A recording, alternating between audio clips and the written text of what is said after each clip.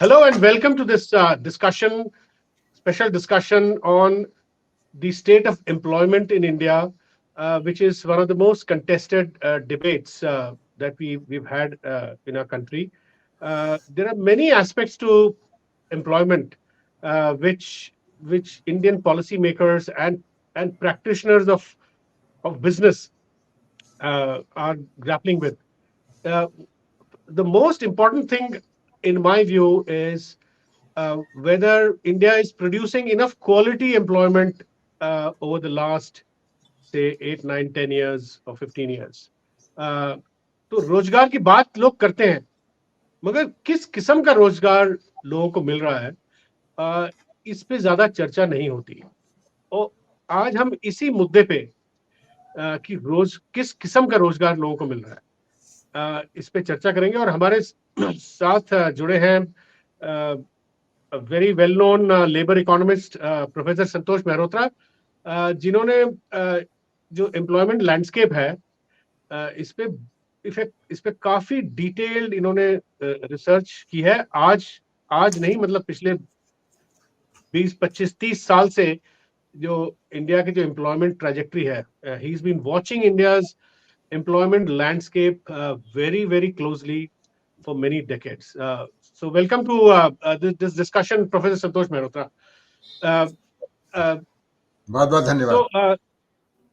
तो संतोष, मैं I'll begin by asking you, मैं सबसे पहले आपसे ये हाल ही में एक पीरियोडिक लेबर फोर्स सर्वे, जो सरकार का ही आंकड़ा है, सरकार ही ये सर्वे करती है, उसके तहत 2-3 चीजें हैं, खास मुद्दे हैं जो क्वालिटी ऑफ एम्प्लॉयमेंट के बारे में काफी कुछ कहती हैं, और मैं इस पे आज चर्चा रखना चाहूंगा। I'll discuss the quality of employment today. While the periodic labor force survey जो एक साल का है, जून 2022 से जून 2022 से जून 2023 तक का, एक साल का, जो अभी हाल ही में आया, उसमें प्रोफेसर मेहरोत्रा, ये it shows that while unemployment rate has declined, इसमें कोई शक नहीं है, ये दिखा रहा है कि 2017-18 में 8.7% अनएम्प्लॉयमेंट रेट था, ये भी मोदी जी के टेन्योर में था, और आज 5.1% हो रहा है। 2022-23 में 5.1% दिखा रहा है। तो ये दिखा रहा है कि तकरीबन 3 परसेंटेज पॉइंट्स अनएम्प्लॉयमेंट गिरा है। मगर मैं किसी और मुद्दे पे चर्चा करना चाहता हूँ। यही सर्वे ये दिखा रहा है कि अनएम्प्लॉयमेंट गिर रही है, इसका मतलब रोजगार बढ़ रहा है, मगर किस तरह का रोजगार बढ़ रहा है? यही सर्वे दिखा रहा है कि 2017-18 की तुलना में जब आज की तारीख में जो सेल्फ एम्प्लॉयड कैटेगरी है, जो खुद अपना धंधा चला रहे हैं, चाहे ठेला चला रहे हो, चाहे अपनी छोटी दुकान, उनकी तादाद बहुत बढ़ गई है। 2017-18 में उनकी तादाद, जो टोटल एम्प्लॉयमेंट जो वर्कफोर्स था, उसमें उनकी तादाद 52% थी, जो सेल्फ एम्प्लॉयड, और ये भी काफी ज्यादा माना जाता है। मतलब और इतिहास में, जो डेवलपमेंट इतिहास में और देशों में देखा जाए, तो 52% लोग सेल्फ एम्प्लॉयड कभी रहे हो इंडस्ट्रियलाइजेशन के फेज में। ये हिस्ट्री आप ही बता पाएंगे। और अब ये 52% 58 हो चुका है। मतलब 100 में से 58 आदमी, औरत, सेल्फ एम्प्लॉयड है। इसका मतलब इनकी कोई रेगुलर जॉब नहीं है, मैन्युफैक्चरिंग जॉब नहीं है, या रेगुलर एम्प्लॉयमेंट नहीं है, और ये सेल्फ एम्प्लॉयड है। और इसको आप किस तरह देखते हैं? ये सेल्फ एम्प्लॉयड की तादाद, the army of the self employed in India is growing. It is now 58% of the total employed. और इसी के तहत प्रोफेसर मेहरोत्रा, मैं आपसे मैं सारी बात अपनी कह दूं ताकि आप आराम से आप एक्सप्लेन कर सकें। इसी के तहत जो सेल्फ एम्प्लॉयड है, और यही सर्वे दिखाता है कि 1/3 जो है सेल्फ एम्प्लॉयड लोगों की जो आर्मी है, 1/3 लोग इसमें बिना पैसे के काम कर रहे हैं। तो आप हमें ये भी समझाइए, ये 1/3 लोग जो बिना पैसे के काम कर रहे हैं छोटे अपने फैमिली एंटरप्राइज में, तो इनको कैसे, किस डेफिनेशन से इनको एम्प्लॉयड माना जाए? तो ये दो मुद्दे हैं जो क्वालिटी ऑफ एम्प्लॉयमेंट से जुड़े हैं। I want you to talk about this, please Santosh ji ji बताएं। जी जी जी, बहुत बहुत धन्यवाद। आपके श्रोताओं को नमस्कार, आपको नमस्कार। तो आपने बहुत ही बढ़िया मुद्दा पकड़ा है, क्योंकि सरकार जो बेरोजगारी दर है उसमें जो कमी आई है, जैसा आपने बताया कि कमी आई है 2017-18 में, वो एक चरम सीमा पे थी। It was at a peak of based on the principal and subsidiary status. The data you were citing were for the current weekly status. I'm talking about a reference period for a whole year. But more important is, unemployment in our country had reached a 45-year peak in the year 2017-18. या ठीक है। अच्छा, उसमें कमी आती और दिखाई दे रही है। एक और बात कहना जरूरी है, डिमोनेटाइजेशन के 1 साल बाद ये आंकड़े आए, बिल्कुल ठीक सही। है, 2017-18 किया। It is perfectly logical that unemployment reached at a high, but it was not only on account of unemployment. ये मैं साफ कर दूं आपके श्रोताओं के लिए, उनको जानना जरूरी है कि जब से ये सरकार आई है उसके बाद ग्रोथ रेट, जो विकास दर की ग्रोथ रेट होती है, वो विकास दर कम हुई, क्योंकि 2004 और 14 के बीच में वो ग्रोथ रेट 8% थी, और वो पिछले 9 साल में ग्रोथ रेट कम होकर के 5.7% हो गई, और वो बल्कि कोविड से पहले ही 4 तक पहुंच चुकी थी। यानी कि यह आप श्रोताओं को समझना बहुत आवश्यक है कि रोजगार, जो गैर कृषि क्षेत्र में रोजगार पैदा हो रहा था, उसमें निरंतर कमी आ रही थी 2015 के बाद। ये साफ ये आंकड़े हमको बता रहे हैं।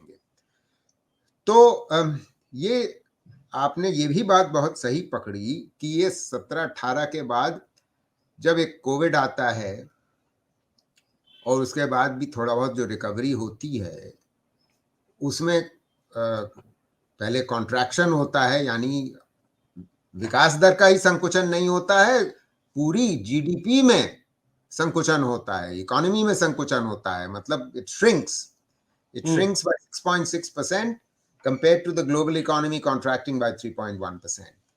And so all in all, in the last 9 years, the growth rate has been only 5.7% compared to 8% in the 10-year period preceding. Now, so jobs had already begun to slow down, job growth in the non-farm sector.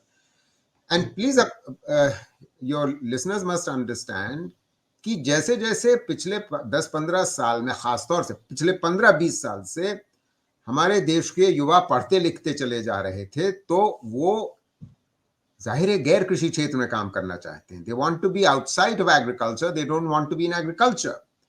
Yeah. So people were leaving agriculture for the first time in very large numbers from 2004, for the first time in India's economic history, all the way to 2019, just before COVID.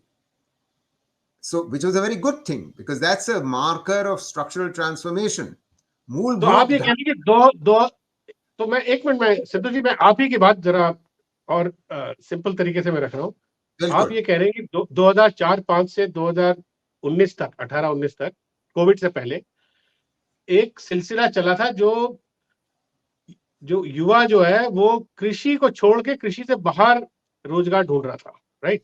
थोड़ी पढ़ाई करके, और उसे रोजगार मिल रहा था, खासतौर से रोजगार उसे 12, 13, 14 तक मिल रहा था रोजगार, और उस रोजगार में निरंतर कमी आई है उसके बाद, because there was we were generating 75 lakh new jobs every year between 2004 and 12, and after 13 to 19 we were generating only 2.5 sorry 25 lakh नौकरियां, 2.5 मिलियन। तो आप कह रहे हैं कि संतोष जी, आप कह रहे हैं कि रोजगार की कमी आनी शुरू हुई करीब 15-16 के बाद, 13 के बाद, 13 के बाद।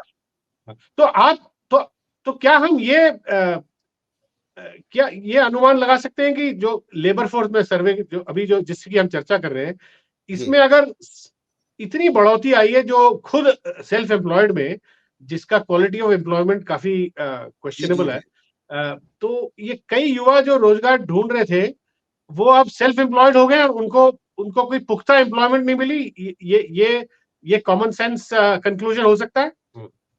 ये कंक्लूजन हो सकता है, मगर ये सही कंक्लूजन नहीं होगा। हुआ असलियत में ये है कि जो रोजगार बढ़ता हुआ दिखाई दे रहा है वो उसी प्रकार का रोजगार है जो अभी आपने बताया। अनपेड फैमिली लेबर हैज हाँ increased very sharply between 2017-18 and 2023। अब आप क्या ये सोचिए कि there were a total of unpaid family labor in rural India of 50 million in 17-18. That had हाँ jumped by 35 million to 85 million in 22-23। 35 million का unpaid family labour. आप जरा इसको, ये आंकड़ों को, ये can you explain this in Hindi? यही आंकड़ों को हिंदी में समझाइए जरा। बिल्कुल समझाता हूं। देखिए, 50 मिलियन इज 5 करोड़। या तो 5 5 करोड़, करोड़ लोग।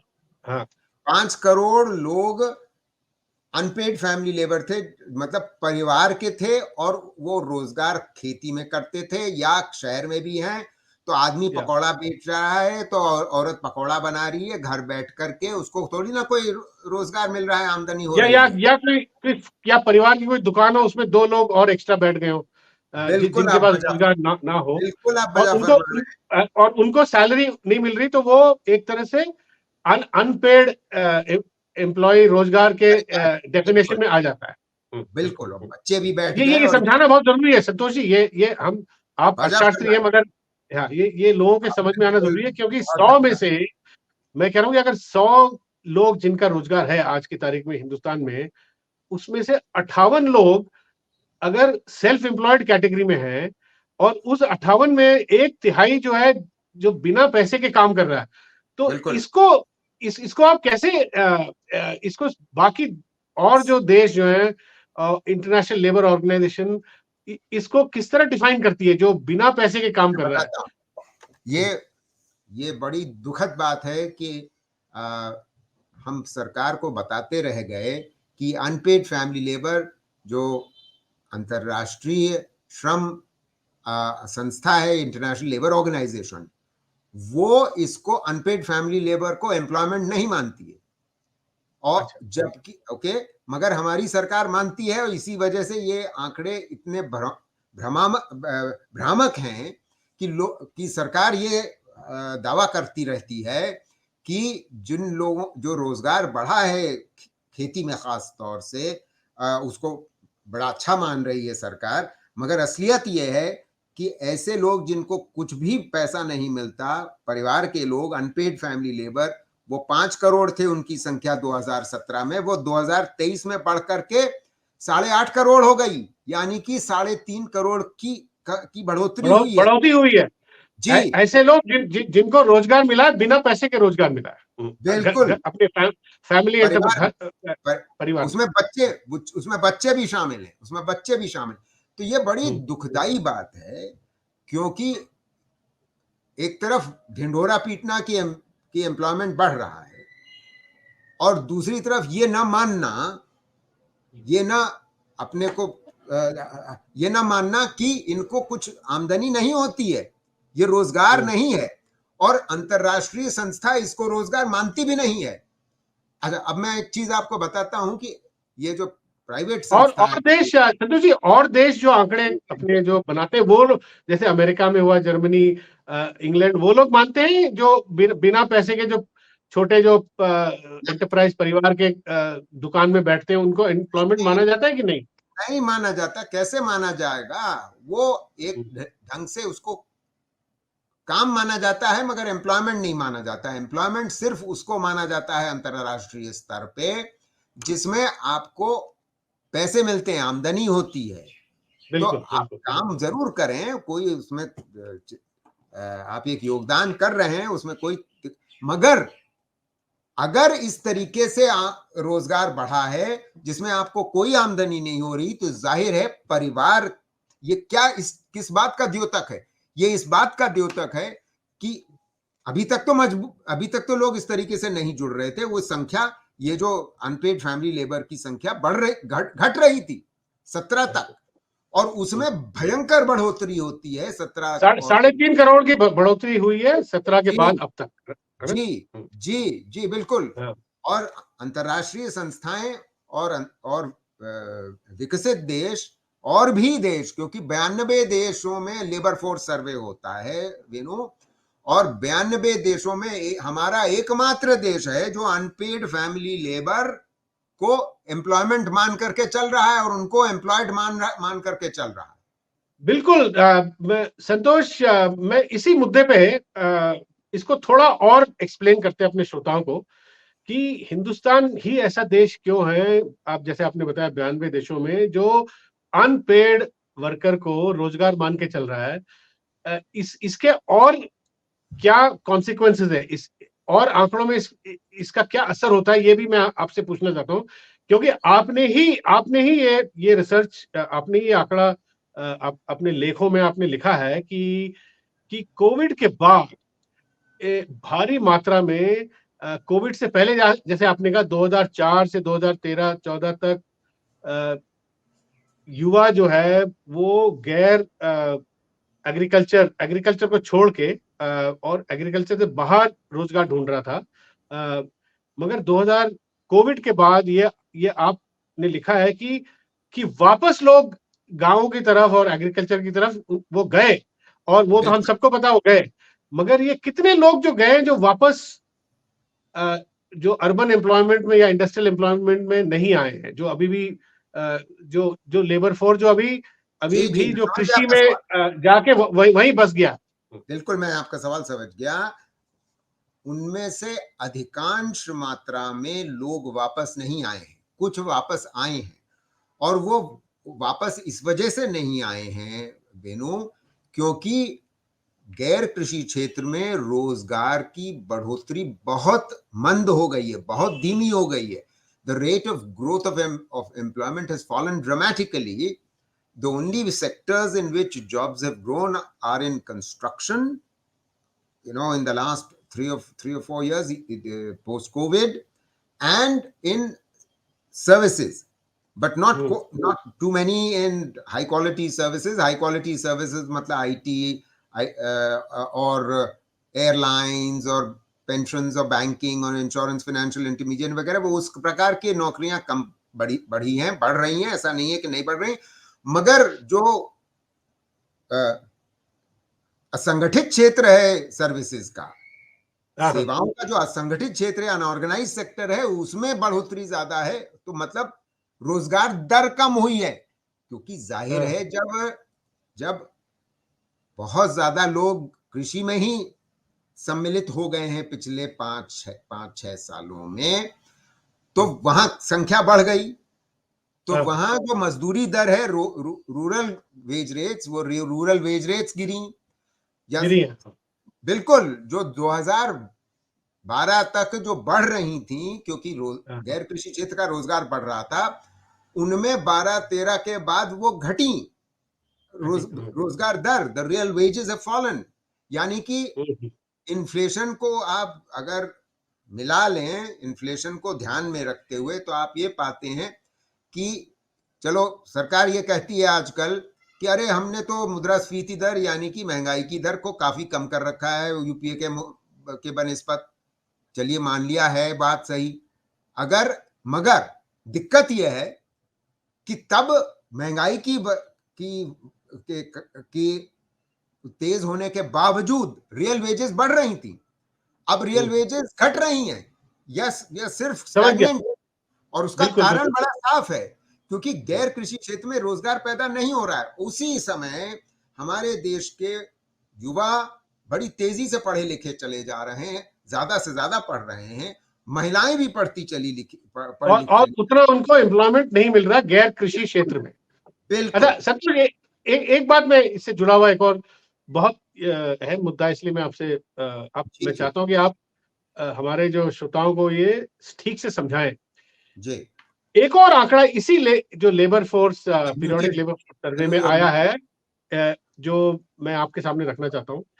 एक तो आपने अभी समझाया ठीक से कि किस तरह पिछले 5 साल में 3.5 करोड़ लोग जो जिनको रोजगार मिला है वो बिना पैसे लिए रोजगार कर रहे हैं, जो अपने जो छोटे मोटे घरों बिल्कुल में, जो कृषि क्षेत्र में या अपनी छोटी मोटी दुकानों में। और, और दूसरी बात आपने ये बोला है कि वेज रेट, जो रूरल वेज रेट है, उसमें बढ़ोतरी नहीं हुई है।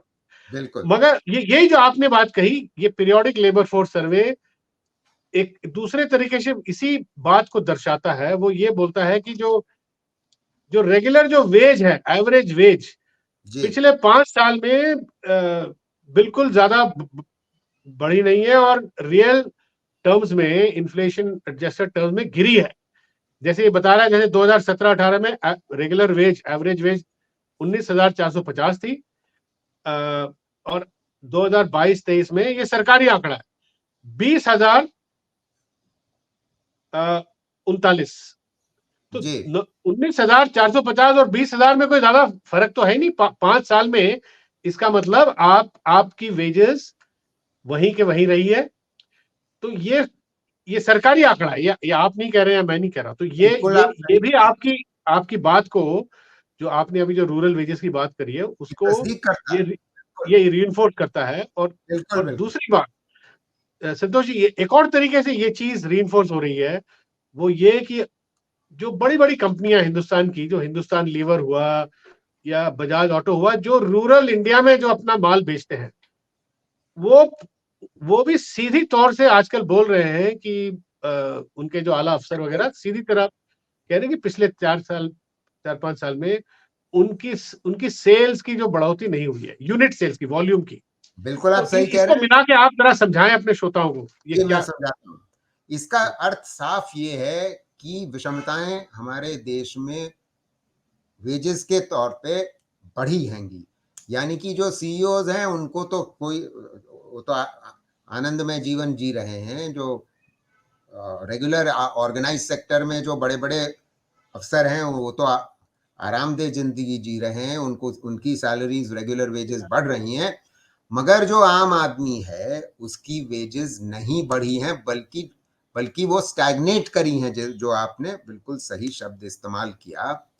और उसका बहुत बड़ा कारण ये है कि आप अगर अनुपात में देखें, पूरे हमारा जो वर्कफोर्स है, of the total workforce, our workers, as you were rightly saying earlier, are either self-employed, or they are regular wage workers, or they are casual wage workers.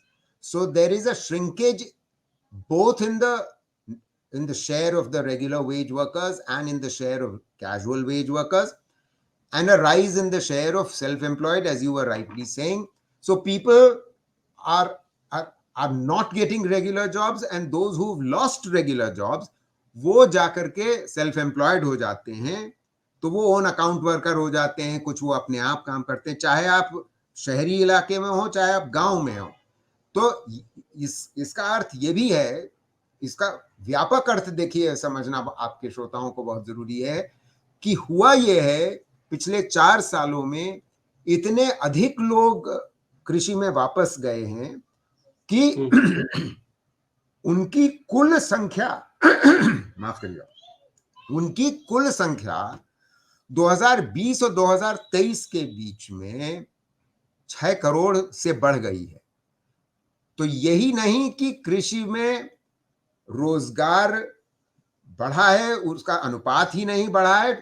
Total employed in agriculture has shot up by 6 million, या sorry 60 million, यानी कि 6 crore, which is the opposite of the process that was happening for 15 years. 2004-5 से 19 तक गैर कृषि क्षेत्र में रोजगार पैदा हो रहा था।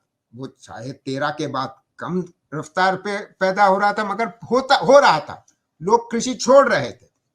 अब हुआ ये है कि लोग 6 करोड़ लोग वापस गए, और मैं आपको 2023 के आंकड़े बता रहा हूं, सरकारी आंकड़े। आपको विश्वास नहीं होगा कि 21-22 में सरकारी आंकड़े कहते हैं कि 23.7 करोड़ लोग कृषि में कार्यरत थे, और उसके अगले साल यानी कि जो अभी साल चल रहा है 22-23 में, वो बढ़ करके 25.1 करोड़ हो गया था। यानी ठीक है। कि आप सोचिए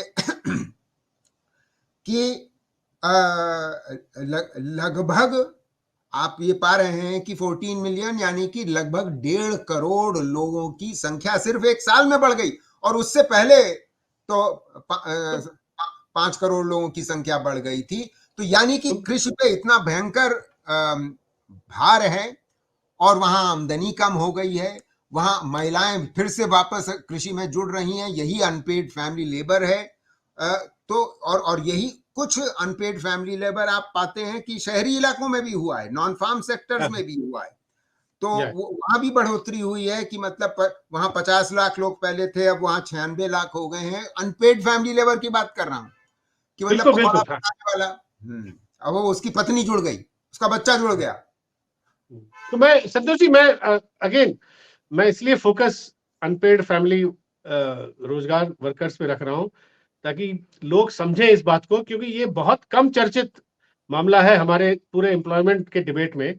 तो आज की तारीख में अनपेड फैमिली वर्कर जिन्हें जिन्हें एम्प्लॉयड दिखाया जा रहा है, वो टोटल कितने होंगे आपके हिसाब से? मैं बता रहा हूं आपको, वो उनकी संख्या कृषि क्षेत्र में अनपेड फैमिली लेबर की, मैंने शुरू में आपको बताया। टोटल तो मैं कह रहा हूं टोटल कृषि और गैर कृषि क्षेत्र में अनपेड। मैं बता रहा हूं। तो अनपेड फैमिली लेबर की संख्या कितनी बढ़ी है वो भी बता देता हूं, जिसमें टोटल आपको बताऊंगा। 17-18 में कितनी टोटल थी और फिर 22-23 में कितनी टोटल है वो बताता हूं। तो 17-18 में देखिए 5 करोड़ और 50 लाख, तो 5.5 करोड़ कुल संख्या थी 17-18 में देश में, और ये बढ़ करके 8.5 करोड़ के करीब हो गया। मैं बता रहा हूं, और बता रहा, अभी और है इसमें 90, 8.5 सब आप समझ लीजिए कि ये है लगभग 9.5 करोड़। तो संतोष जी, ये अब मुझे एक और बात बताइए, 9.5 करोड़ अनपेड वर्कर हैं, रोजगार, ये टोटल जो रोजगार, ये टोटल रोजगार आंकड़े हैं, उसका क्या हिस्सा है ये 9.5 करोड़ अनपेड फैमिली लेबर का? जी मैं समझ गया। Unpaid family labour is a proportion of total employment. मैं समझ गया टोटल एम्प्लॉयमेंट। मैं आपको 1 मिनट बता रहा हूँ, 1 मिनट दीजिए मुझे, सिर्फ इसको जोड़ करके फिर डिवाइड करना है। ये मतलब आप पिछली बता दीजिए। मैं आपको बता रहा हूँ, मैं आपको बिल्कुल सही आंकड़ा बताऊंगा। आप पाइएगा ये कि ये 4 मिलियन, ये आप मतलब मैं खुद दंग हूं ये देख करके।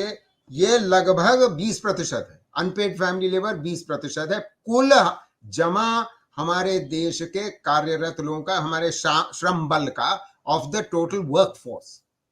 इसका मतलब संतोष जी, इस 20%, इसका मतलब अगर आप अंतरराष्ट्रीय लेबर जो संस्था है, अगर उसके मेथोडोलॉजी से चलें, तो फिर तो इंडिया का पूरा लेबर फोर्स ही पूरा कम करना पड़ेगा, या अनएम्प्लॉयमेंट रेट बहुत बढ़ाना पड़ेगा। बिल्कुल बजा फरमाना। मैं आपको ये बात आपने बहुत सही पकड़ी। और सीएमआई जो हमारे देश की बड़ी बहुचर्चित प्राइवेट संस्था है, जो देशव्यापी श्रम बल सर्वे करती है और पिछले 7-8 साल से कर रही है, वो अंतरराष्ट्रीय मानक इस्तेमाल करती है, डेफिनेशंस इस्तेमाल करती है। वो अनपेड फैमिली लेबर को एम्प्लॉयमेंट नहीं मान के चलती है, ठीक है? नहीं मानती, मतलब उन्हें लेबर फोर्स से बाहर रखती है, उनको लेबर फोर्स से बाहर रखती है। और आपको ताज्जुब होगा कि उनकी इसी वजह से उनकी टोटल जो लेबर फोर्स वर्कफोर्स है, वो उसकी कुल संख्या सरकारी आंकड़ों के बनिस्बत कम है। और जाहिर है कि वहां बेरोजगारी बढ़ रही है, वो दिखा रहा है। रोजगार कम हो रहा है, बेरोजगारी बढ़ रही है।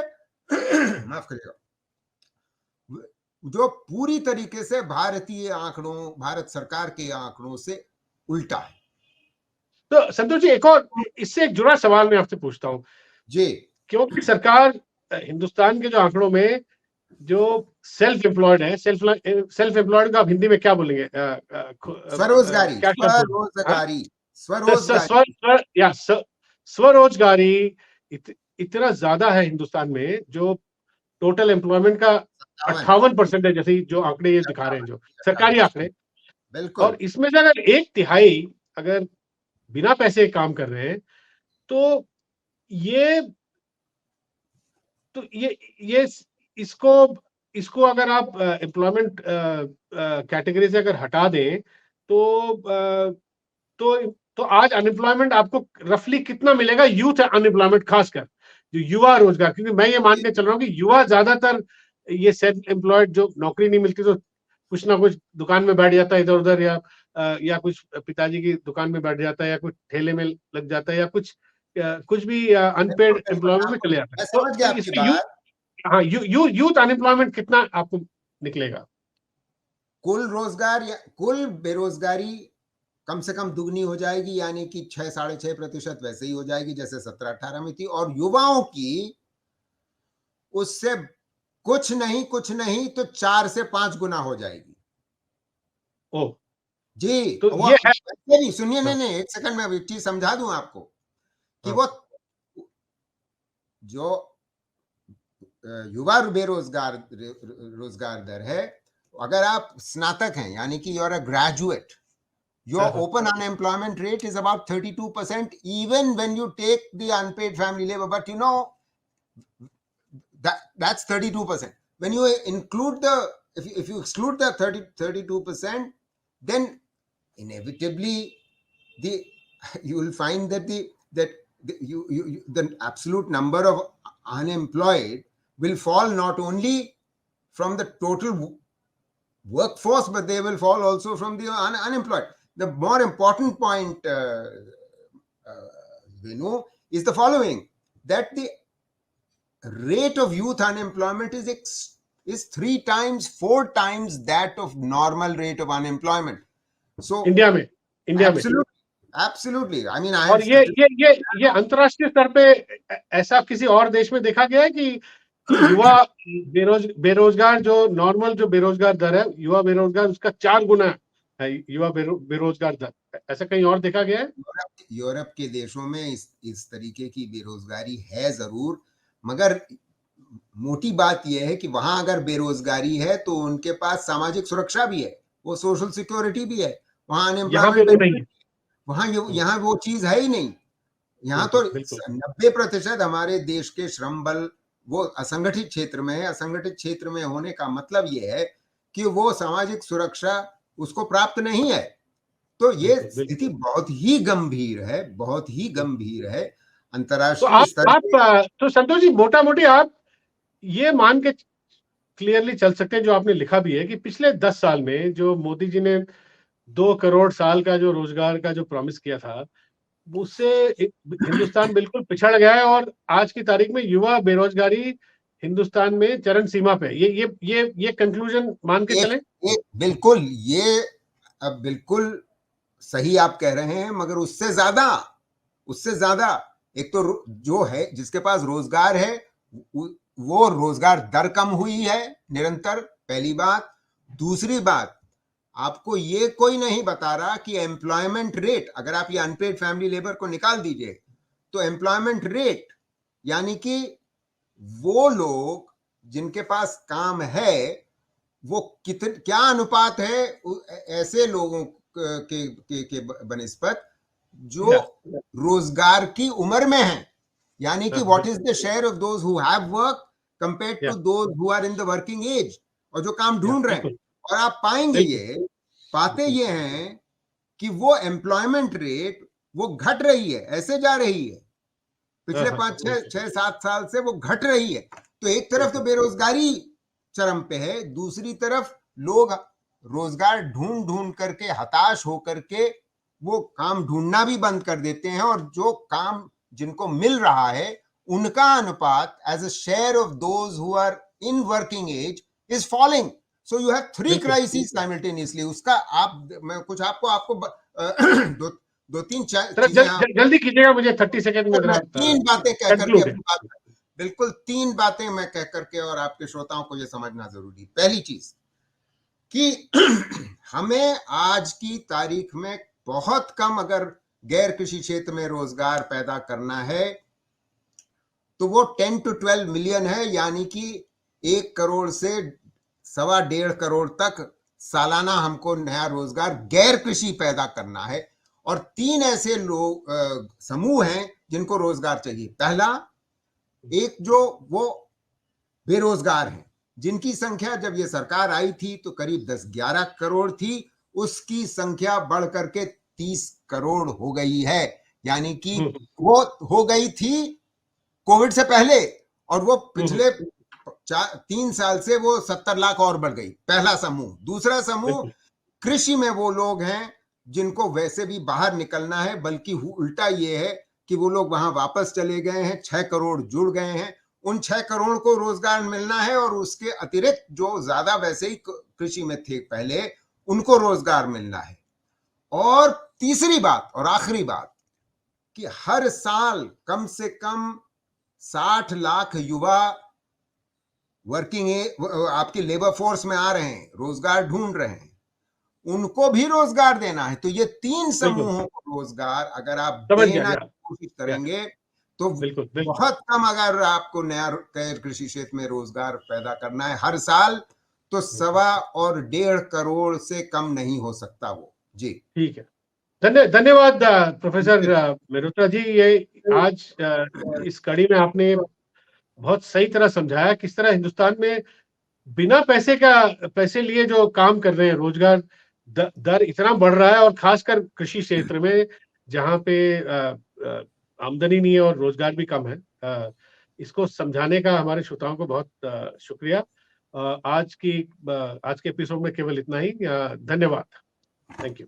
द वायर के और वीडियोस देखने के लिए सब्सक्राइब करें और बेल आइकन पर क्लिक करें। स्वतंत्र पत्रकारिता की आर्थिक मदद करने के लिए डिस्क्रिप्शन में दिए गए लिंक पर जाएं और अपनी राशि चुनें।